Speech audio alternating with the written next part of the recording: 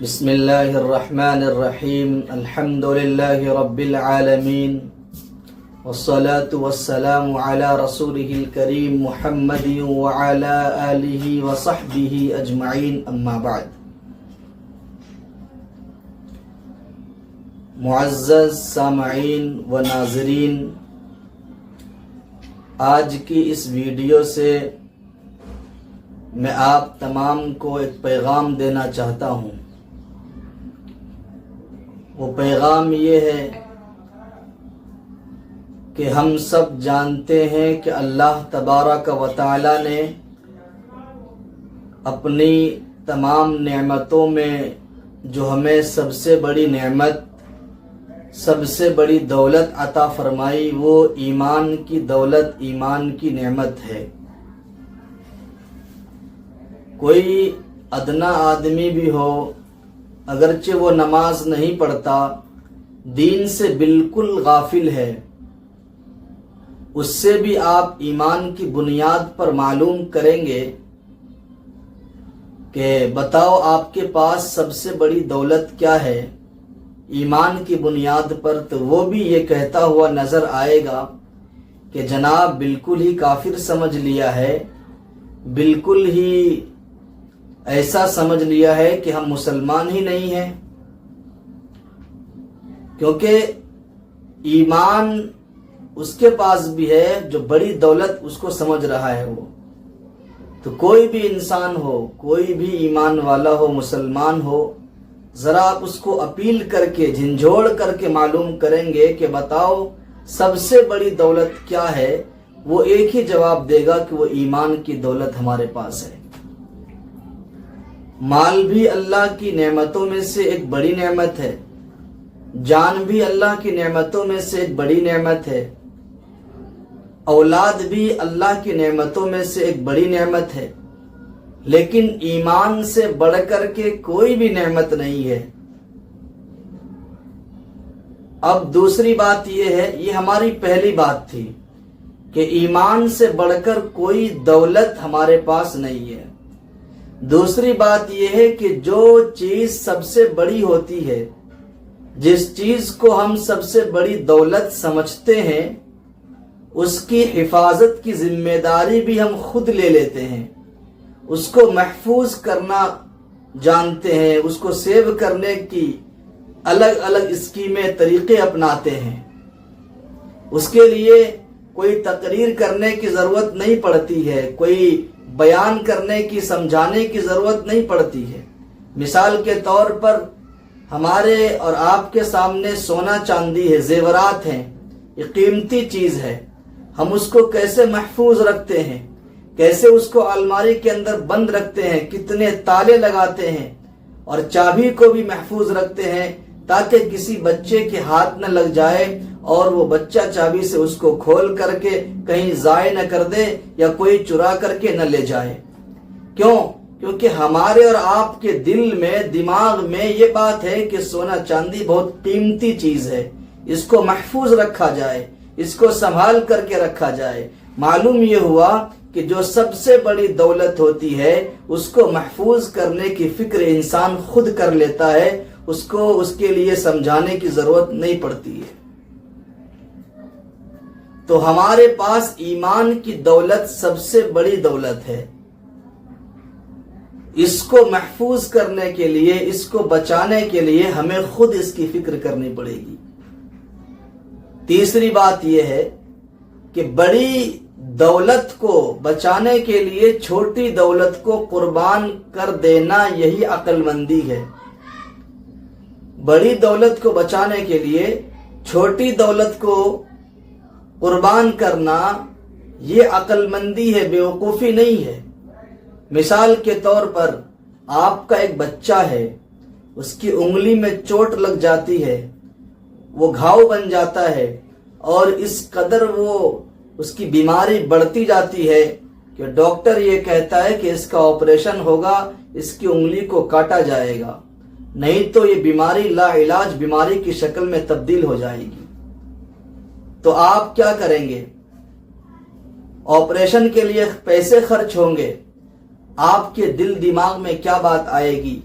یہی بات آئے گی کہ بچے کو بچانا ہے، اولاد والی دولت میرے لیے بڑی دولت ہے، بڑی نعمت ہے، پیسے والی نعمت کو نہیں سوچنا ہے، اس کو ختم کر دینا ہے، قربان کر دینا ہے۔ تو پیسے کو قربان کر کے آپ اپنی اولاد کو بچائیں گے۔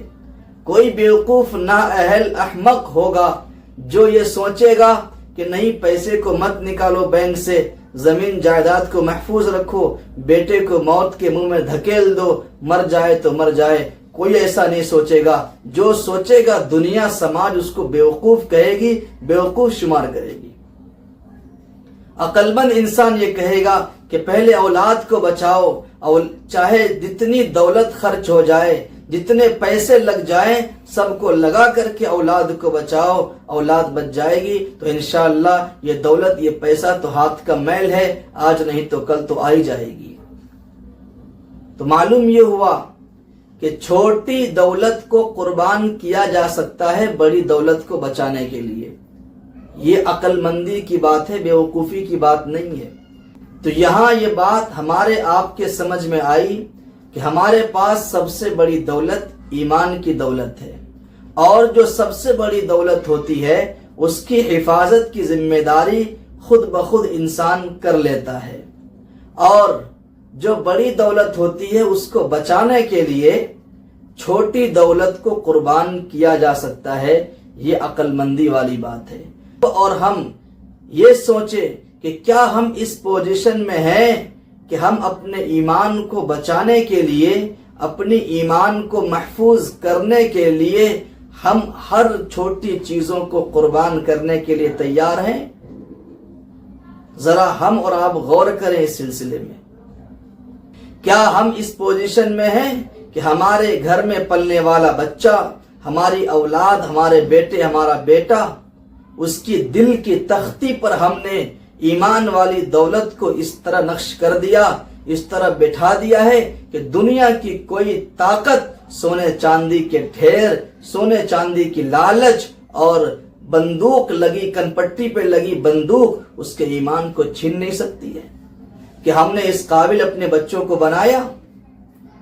اگر نہیں بنایا تو یاد رکھیے ہم ایمان والی دولت کے ساتھ نا انصافی کا معاملہ کر رہے ہیں، انصاف والا معاملہ نہیں کر رہے ہیں۔ ہمیں فکر کرنی ہے کہ ہم اپنے ایمان کو کیسے بچائیں، اپنے ایمان کو کیسے محفوظ رکھیں۔ آج صرف ہمارے ایمان پہ حملہ ہو رہا ہے، ہمارے ایمان کو چھیننے کی کوشش کی جا رہی ہے۔ آپ ذرا بتائیے، اللہ کے نبی صلی اللہ علیہ وسلم کے زمانے میں صحابہ اکرام جو نبی کو دیکھے، نبی کی تربیت میں رہے، وہ اپنے ایمان کی کس طرح فکر کرتے تھے؟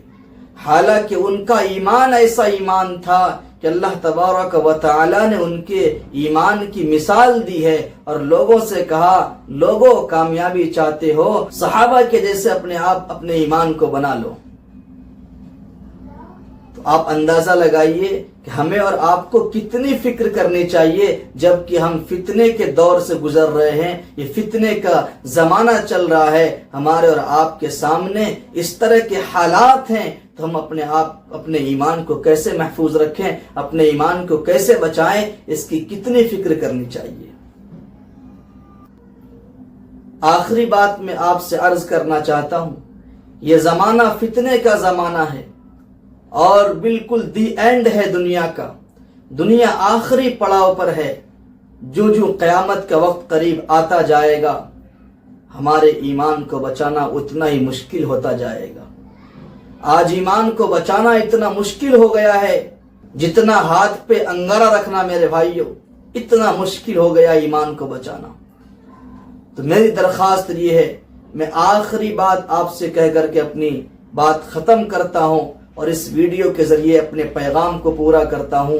اگر ہم اور آپ چاہتے ہیں کہ ہمارے بچوں کا ایمان محفوظ رہے، ہمارا خود کا اپنا ایمان محفوظ رہے، تو یاد رکھیے اللہ تبارک و تعالی کی رسی جو قرآن کریم کی شکل میں اللہ تبارک و تعالی نے آسمان سے زمین کی طرف نازل کی ہے، اس رسی کو مضبوطی سے پکڑ لیں گے تو انشاءاللہ ہمارے ایمان کو بڑے سے بڑے دجال بھی ہلا نہیں سکتا، خرید نہیں سکتا ہے۔ قرآن سے اپنے رشتے کو مضبوط کرنا ہے، قرآن سے اپنے تعلق کو قائم اور دائم رکھنا ہے۔ جتنا قرآن ہماری زندگی میں رہے گا، قرآن پہ عمل رہے گا، یاد رکھیے دنیا کی کوئی طاقت ہماری قیمت نہیں لگا سکتی۔ اور دوسری بات یہ، دوسرا کام جو کرنا ہے وہ یہ کہ مسجد میں جانے کے عادی بن جائیے۔ 5 وقت اللہ تبارک و تعالی مسجد میں بلاتا ہے، ہمیں 5 وقت مسجد میں حاضر ہونا ہے۔ مسجد میں جائیں گے انشاءاللہ، عبادات کریں گے، نمازیں پڑھیں گے، تلاوت کریں گے، اور اپنے عالم علماء سے، مفتیوں سے، امام صاحب سے کچھ سیکھیں گے، دین کے مسائل، قرآن کریم کی تفسیر بھی سیکھیں گے، پڑھیں گے، سنیں گے، تو انشاءاللہ ہمارا ایمان محفوظ رہے گا۔ ہمیں معلوم رہے گا کہ کیسے کیسے حالات سے انبیاء اکرام گزرے ہیں اور انہوں نے اپنے ایمان کو، اپنے مشن کو کیسے باقی رکھا۔ یاد رکھیے آج سے لے کے قیامت تک آنے والے جو حالات ہیں وہ حالات ایسے نہیں ہیں جو پہلے نہ آئے ہو، بلکہ جتنے بھی حالات آئیں گے وہ سارے حالات وہ آئیں گے جو پرانے ہیں۔ اس سے بیشتر پہلے جو حالات آئے ہیں وہ بہت ہی خطرناک حالات ہیں۔ یہ حالات تو کچھ نہیں ہے، لیکن ان حالات میں بھی حضرات صحابہ اکرام نے، انبیاء اکرام نے اپنے مسائل کو حل کیا، اپنے ایمان کو بچایا، اپنے ایمان کو محفوظ رکھا ہے۔ اس لیے میرے بھائیوں، درخواست یہ ہے کہ آپ اور ہم اپنی اولاد کی فکر کریں، ایمان محفوظ رہے، اپنے ایمان کو بچانے کی فکر کریں، اپنے گھر کو دیندار بنائیں، اپنے گھر میں دین کی محبت، دین کے رغبت کو بچوں کے اندر ڈالیں تاکہ ہمارا آپ کا ایمان محفوظ رہے۔ اللہ تعالی عمل کی توفیق عطا فرمائے۔ وما علینا الا البلاغ۔ السلام علیکم ورحمۃ اللہ وبرکاتہ۔